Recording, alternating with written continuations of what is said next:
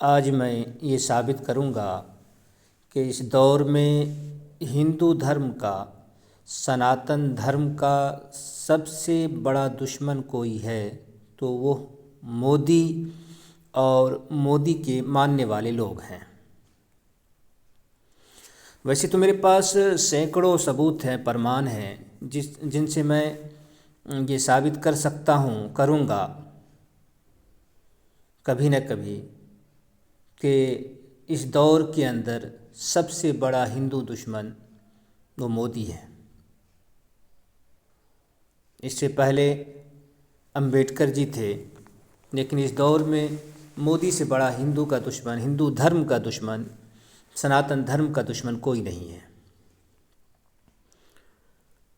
सनातन धर्म में सैकड़ों जगहों पर इस तरह की बातें मिल जाती हैं, पर हम आज आपको एक आध दो जगह से दो चार मंत्र दिखाएंगे और बहुत ऊंची पुस्तक, पवित्र पुस्तक, उनसे मैं दिखाऊंगा कि वो पुस्तकें, वो धार्मिक पुस्तकें क्या कहती हैं। मेरी कई वीडियो आई है जिनसे मैंने ये साबित किया है, ये सिद्ध किया है कि आज के दौर के अंदर जितने भी ओबीसी हैं, ख़ास करके ओबीसी जो शूद्र कहते हैं, मोदी जी भी अपने आप को शूद्र बोलते हैं, ये सारे के सारे लोग धर्म से निकल चुके हैं, भ्रष्ट हो चुके हैं। इनका धर्म भ्रष्ट हो चुका है और मेरी वीडियो के अंदर ये बात 50 जगहों पर आई है और मैंने दिखाया है। तो खैर, हम आज आपको भी दिखाते हैं, लेकिन मेरे ये इस चैनल पे नहीं है, मैं किसी और चैनल के लिए बना रहा हूँ, मैं किसी और चैनल में दिखा चुका हूँ, इसलिए बता रहा हूँ। तो खैर, आज मैं इस चैनल पे एक दो चार क्या कहते हैं मंत्र आपके सामने रखेंगे। पहले ये देख लें, क्योंकि ये एबीपी लाइव है, इसी तरह से एनडीटीवी है, तो ये सब बड़ी क्या कहते हैं ख़बर है, बड़ा मीडिया है, तो इसकी ख़बर है, तो इस ख़बर को आप देखें, उसके बाद फिर मैं बात करूँगा। यहाँ लिखा है कि 11 दिनों तक प्राण प्रतिष्ठा, नियमों का पालन करेंगे पीएम मोदी। नियमों का पालन, पीएम मोदी आज करेंगे रामलला की प्राण प्रतिष्ठा। यह है ख़बर आपको एनडीटीवी की। आगे देखें, ये 4 शंकराचार्य हैं जो सबसे बड़े धर्मगुरु माने जाते हैं। इन लोगों की तो एकदम से हवा निकली हुई है। ये कहते हैं कि रामलला की प्राण प्रतिष्ठा में शास्त्रीय विधा का पालन नहीं। बिल्कुल ये सही बोल रहे हैं। मैं इसी के मुताबिक आपको बहुत सारे सबूत दिखा सकता था। मैं तो क्या कहते हैं, अगर आपको देखना है तो नारद पुराण का शुरू का 5-6 अध्याय पढ़ लें, उसमें आपको 20 जगहों पे ये बात मिलेंगी कि मोदी और मोदी जैसे सारे के सारे शूद्र लोग धर्म भ्रष्ट हो चुके हैं, ये पतित हो चुके हैं, धर्म से निकल चुके हैं। और फिर मैं तो उस तरह की बातें आपको सैकड़ों जगहों पे दिखा दूंगा कि इस तरह की बातें लिखी हुई हैं। और कभी मैं इस पे किताब लिखूंगा तो शूद्र के ऊपर, तो उसमें ये बात सैकड़ों सबूत के साथ लेकर के आऊँगा।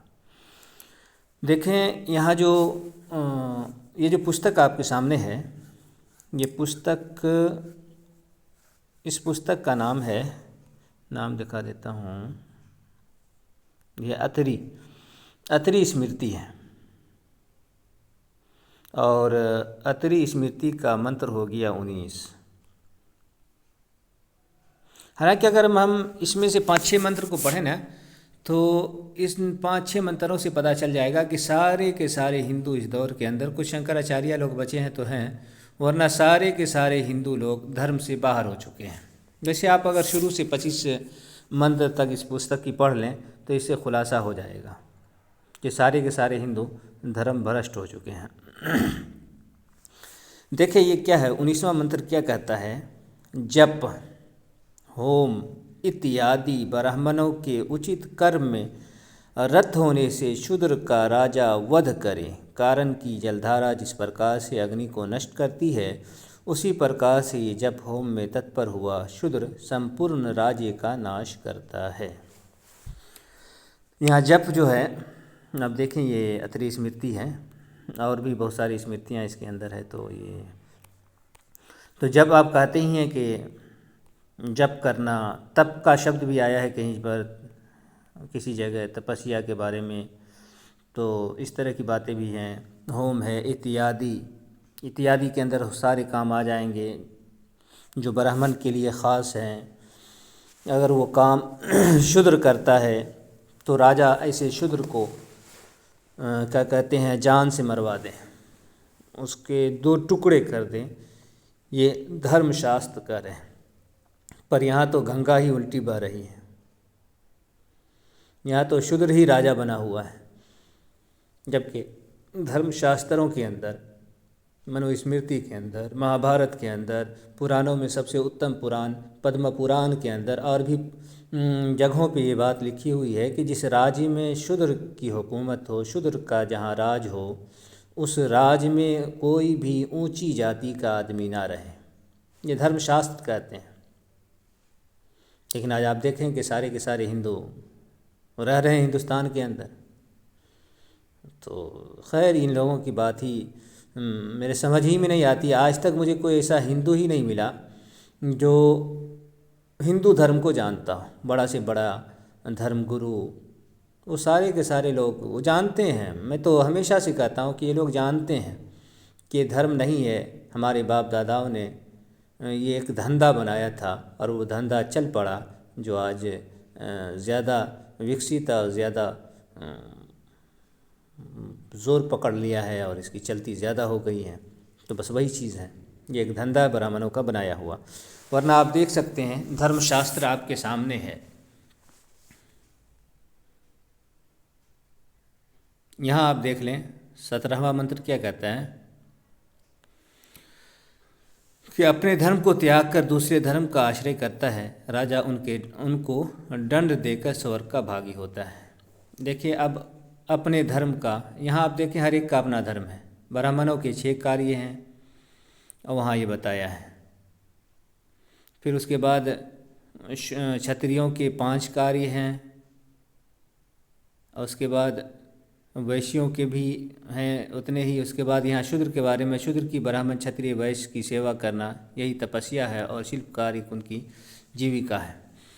तो ख्याल है कि यहाँ जो ब्राह्मणों के 6 काम, क्षत्रियों के 5 काम, वैश्य के 5 काम और शूद्रों के ज़िम्मे सिर्फ 1 काम, तो ये धार्मिक पुस्तकों में 1-2 जगहों पे नहीं, बल्कि मेरे ख़्याल से ये कम से कम तो 500 जगहों पर मैं वो चीज़ लेकर के आपको दिखा सकता हूँ जहाँ ये बात आई है कि सेवा करना, अपने से ऊंची जाति की सेवा करना, खिदमत करना, गुलामी करना, ये शूद्रों का क्या कहते हैं कि धर्म है।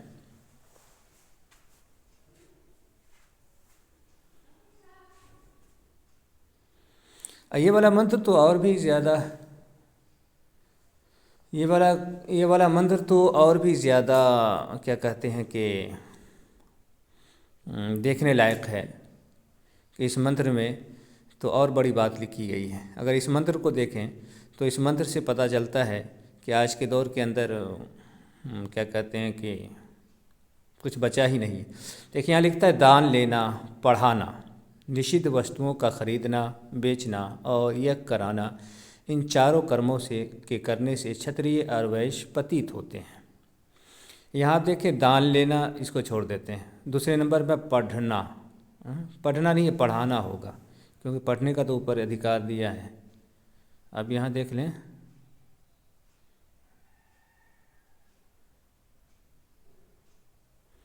पढ़ाना ही है। दूसरी मेरे पास दूसरी पुस्तक भी है, उसमें पढ़ाना ही है और पढ़ाना ही होगा, क्योंकि पढ़ना तो इसका ये ही है। ऊपर ही भी ये बात तो आई है कि पढ़ने की तो इजाज़त यहाँ पे आई है। यहाँ पे अध्ययन यहाँ है ना, ये वाला देखें, ये क्षत्रियों के काम बताए हैं, तो यहाँ ये बात आई है। तो पढ़ने की तो इजाज़त है इनको, लेकिन पढ़ाने क्या अधिकार नहीं। अगर पढ़ाए तो पढ़ाने से ये धर्म से बाहर हो जाएगा।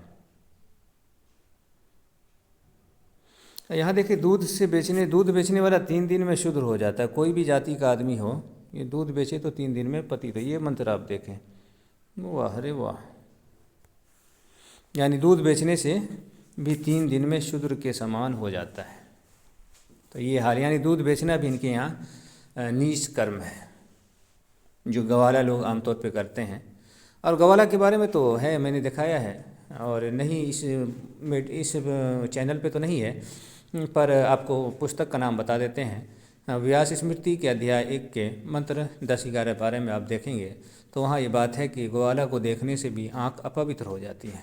बात करने वाला पूरा का पूरा शरीर अपवित्र हो जाता है।